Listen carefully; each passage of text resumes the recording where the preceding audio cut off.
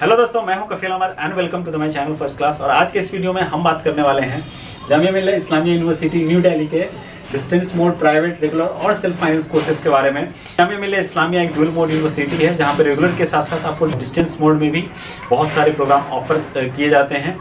तो हम ये देखेंगे कि कितने नंबर ऑफ जो प्रोग्राम है वो आपको डिस्टेंस मोड में प्रोवाइड किए जाते हैं, प्राइवेट में कौन कौन से कोर्सेज हैं, कौन कौन से लोग एलिजिबल हैं इस कोर्स को करने के लिए।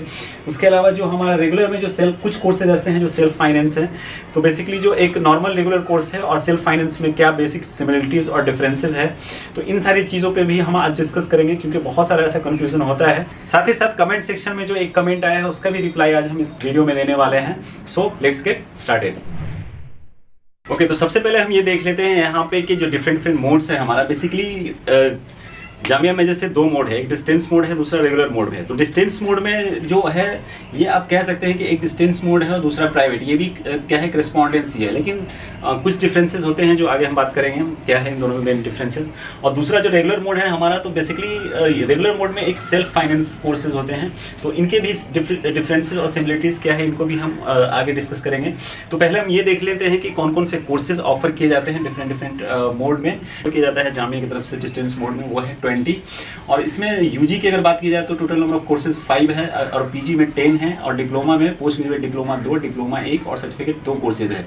इसमें जो पीजी का एक कोर्स है एमबीए, इसका डिस्टेंस और रेगुलर दोनों का एक पूरा डिटेल वीडियो बना हुआ है, तो आप एमबीए का अगर देखना चाह रहे हैं तो वो सारा डिटेल डिस्कशन वहाँ पे वो देख सकते हैं। और रेस्ट जितने भी कोर्सेज हैं यूजी, पीजी, डिप्लोमा, सर्टिफिकेट, इसका पूरा एक डिटेल डिस्टेंस मोड एजुकेशन का जो वीडियो ऑलरेडी बना हुआ है।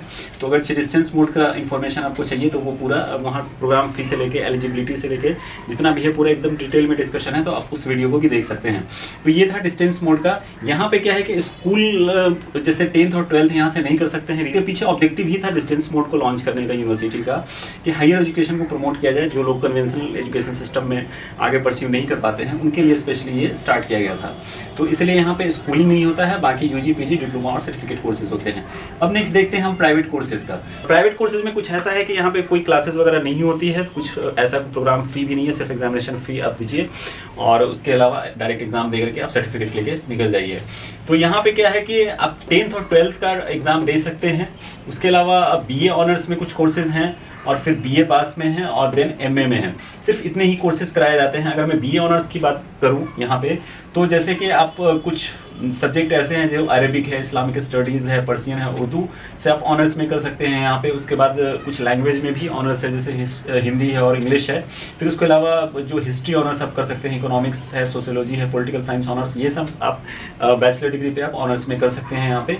फिर बीए पास कोर्स है और एमए में आप चूंकि ऑनर्स नहीं है यहाँ पे, तो सिर्फ अरेबिक, इस्लामिक स्टडीज़, पर्सियन और उर्दू कर सकते हैं। तो मैं ये बता दूं कि जो प्राइवेट कोर्सेज होते हैं वो कुछ ही एक्सक्लूसिवली स्टूडेंट के लिए ऑफर किया जाता है, जिसमें से जो ओमेन है वो किसी भी स्ट्रीम से, साइंस से हो, आर्ट से हो, कॉमर्स से हो, तो वो एलिजिबल है। बट मेंस बॉयज़ के लिए क्या है, उर्दू कैटेगरी कैंडिडेट होना मस्ट है। और चाहे वो स्थानीय फौकानिया बैकग्राउंड से आए या फिर किसी मदरसे से आते हैं जहाँ से जामिया उस मदरसे को ये अप्रूव करता है कि आपके कैंडिडेट हमारी यूनिवर्सिटी में कोई भी यूजी पीजी कोर्सेज कर सकते हैं। और उसके अलावा जो एम्प्लॉई है जामिया के, मतलब टीचर है जैसे होल टाइम और परमानेंट है, वो एलिजिबल हो जाते हैं। फिर डिफेंस पर्सनल और फिजिकली हैंडीकैप, तो ये कुछ ही लोग हैं जो जामिया में प्राइवेट के लिए एलिजिबल होते हैं। यहाँ पे कोई भी क्लासेस वगैरह नहीं होती है। तो ये बात थी प्राइवेट की। अब आते हैं नेक्स्ट रेगुलर पे। तो रेगुलर में जो है आपका स्कूलिंग नर्सरी से लेके फर्स्ट, सेकंड, थर्ड से 10, 12 तक होता है। टोटल जो है 20 यहाँ पे है इन टोटलिटी में अगर देखा जाए तो। जामिया सीनियर सेकेंडरी आबिद हुसैन और गर्ल्स स्कूल को सबको जो ऐड कर लिया जाए तो 20 नंबर ऑफ कोर्सेज जो है 20 हो जाते हैं। और उसके अलावा यूजी में अंडर ग्रेजुएट कोर्सेज में आपका 56 कोर्सेज ऑफर किए जाते हैं जामिया की तरफ से। और पीजी में क्या है, total number of courses 80 offer किए जाते हैं। फिर डिप्लोमा में अगर देख ले, इसका अगर ब्रेकअप कीजिएगा तो पोस्ट ग्रेजुएट डिप्लोमा 17 कोर्सेज हैं, एडवांस डिप्लोमा 11 है और डिप्लोमा 20 और सर्टिफिकेट कोर्सेज 20। और फिर एमफिल और पीएचडी डॉक्टरेट का जो डिग्री है वो 56 है। और यहाँ पे एक चीज़ मैं ये बता दूं कि जामिया में जो इंजीनियरिंग में एडमिशन होता है बेसिकली वो जेई मेन के रैंक के बेस पे होता है। और जो बीडीएस है, बीडीएस जो कराया जाता है वो नीट के रैंक के बेस पे आपका एडमिशन यहाँ पे दिया जाता है। तो रेगुलर मोड में इन टोटलिटी में अगर सबको ऐड कीजिएगा तो टोटल 260 कोर्सेज होते हैं। अब आते हैं नेक्स्ट सेल्फ फाइनेंस पे। इनमें से क्या है कि जो सेल्फ फाइनेंस भी रेगुलर कैटेगरी में ही आता है, बट कुछ डिफरेंसेज और सिमिलरिटीज़ हैं जो हम अभी इसके बाद डिस्कस करेंगे। पहले ये देख लेते हैं कि कौन कौन से कोर्सेज ऑफर कराए जाते हैं। तो यहाँ पे सेल्फ फाइनेंस में स्कूलिंग है ही आपका, स्कूलिंग के साथ साथ जो आपका यूजी कोर्सेज है, यूजी बेसिकली 6 कोर्सेज है, उसके बाद पीजी 19 है, फिर पोस्ट ग्रेजुएट डिप्लोमा आपका 8 है, एडवांस डिप्लोमा 1 है, डिप्लोमा 1 सर्टिफिकेट फ्री, और 2 लाइब्रेरी की कोर्सेज हैं, एक bachelor of library in information science और एक bachelor of library in information science और master of library in information science है। तो बेसिकली अगर ये देखा जाए, एक तरह से ये देखा जाए अगर, तो यहाँ पे 240 अगर स्कूल को हटा दिया जाए तो 240 में से 38 इसलिए 2 लाइब्रेरी का अलग है। कोर्सेज ऐसे हैं जो कि आपका क्या कराया जाता है, सेल्फ फाइनेंस में कराया जाता है। यहाँ पे जो एमफिल और पीएचडी है वो सिर्फ क्या होता है, सेल्फ फाइनेंस में नहीं कराया जाता है, और बीडीएस बाकी और भी जितने सारे हैं वो डिटेल जो यहाँ पे लिखा हुआ है मैंने, वो सारे कराए जाते हैं सेल्फ फाइनेंस में। तो ये सारे जो कोर्सेज थे वो बेसिकली थे डिस्टेंस मोड, प्राइवेट, रेगुलर और सेल्फ फाइनेंस में। नेक्स्ट ये हम देख लेते हैं कि जो नॉर्मल रेगुलर होता है हमारा सेल्फ फाइनेंस से कैसे अलग होता है। तो बेसिकली दोनों रेगुलर कैटेगरी के ही होते हैं। जब आपको मार्कशीट मिलता है तो क्या है, सेल्फ फाइनेंस में मेंशन होता है सेल्फ फाइनेंस, लेकिन जो कैटेगरी होता है दोनों की कैटेगरी में आप रेगुलर ही माने जाते हैं। तो यहाँ पे जो बेसिक जो सबसे बड़ा एक मेजर डिफरेंसेस है दोनों कोर्सेज में, वो क्या है, वो फीस का डिफरेंसेस है। फीस का डिफरेंसेस क्या है, जो रेगुलर में होते हैं वो बहुत ही एक नॉमिनल फीस होता है, और जो सेल्फ फाइनेंस का फीस होता है वो ज़्यादा होता है। इसके पीछे रीज़न क्या होता है, रीज़न ये होता है सब्सिडी। मतलब जामिया यूनिवर्सिटी क्या है कि एक सेंट्रल यूनिवर्सिटी है, तो यहाँ पे क्या होता है, जो भी फंड होता है वो सेंट्रल गवर्नमेंट फंड करती है, सब्सिडी प्रोवाइड करती है। इसलिए जो नॉर्मल रेगुलर कोर्सेज में क्या होते हैं वो फीस कम हो जाते हैं। लेकिन सेल्फ फाइनेंस में क्या है कि जो यूनिवर्सिटी है वो स्टूडेंट से चार्ज करता है। यहाँ पे आपको बहुत सारे ऐसे कोर्सेज हैं जिसमें क्या है कि गवर्नमेंट फंड नहीं करती है, तो उसका ऑटोमेटिक, अब कॉलेज यूनिवर्सिटी को अगरचे गवर्नमेंट फंड नहीं प्रोवाइड करेगी, सब्सिडी नहीं रहेगी, तो उसको अपना खर्चा करना पड़ेगा, और उसके लिए वो किससे चार्ज करेगा, स्टूडेंट से चार्ज करेगा। जैसे अब टीचिंग का फैसिलिटी है या लाइब्रेरी फैसिलिटी है, फिर आपका लैब का फैसिलिटी है, ये सारे चीज़ हैं। तो इसलिए ऑटोमेटिक क्या होता है सेल्फ फाइनेंस का, बाकी रेस्ट ऑल जितनी भी चीज़ें हैं ऑलमोस्ट सेम ही हो जाती है। और दूसरा जो एक है क्लास का टाइमिंग, कोर्सेज ऐसे हैं जैसे अगर डिप्लोमा इंजीनियरिंग की बात की जाए, उसके अलावा बीआर की बात की जाए, तो उसमें क्या है कि नॉर्मल रेगुलर बैच भी बनता है और सेल्फ फाइनेंस का बैच भी बनता है।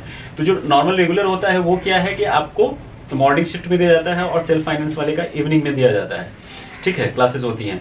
उसके अलावा जो यहाँ पे क्या हो जाता है कि वीकली ऑफ होता है एक दिन संडे को, लेकिन यहाँ पे सैटरडे संडे चूंकि प्रैक्टिकल होता है तो आपका सैटरडे संडे भी ऑफ नहीं होता है। तो ये है। लेकिन सेल्फ फाइनेंस में बहुत सारे ऐसे कोर्सेज हैं जो सिर्फ सेल्फ फाइनेंस में कराए जाते हैं, तो वो मॉर्निंग शिफ्ट में भी होते हैं, कुछ पार्ट टाइम भी कोर्सेज हैं, कुछ इवनिंग में भी है। तो जब आप प्रोस्पेक्टस देखेंगे तो उसमें क्लियरली मेंशन होता है कि सेल्फ फाइनेंस इवनिंग है, सेल्फ फाइनेंस पार्ट टाइम है, इस तरीके से वो।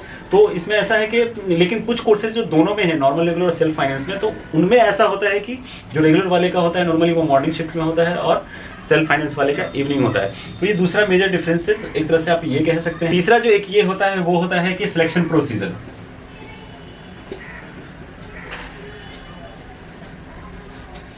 ये जिस कोर्स में दोनों है, नॉर्मल रेगुलर और सेल्फ फाइनेंस में, उसमें क्या होता है कि जो शुरू के, जैसे सपोज अगर डिप्लोमा में 260 सीट्स हैं, राइट, रेगुलर वाले में और सेल्फ फाइनेंस वाले में भी, तो शुरू का जो 4 लिस्ट आता है सपोज, तो उसमें से क्या करते हैं ये लोग, पहले जो लिस्ट निकलता है उसमें से ये 260 कैंडिडेट को सिलेक्ट कर लेते हैं, और बाद वाला जो लिस्ट आता है उसमें से इनको क्या करते हैं, वो सेल्फ फाइनेंस वाले में एडमिशन मिलता है उन लोगों को।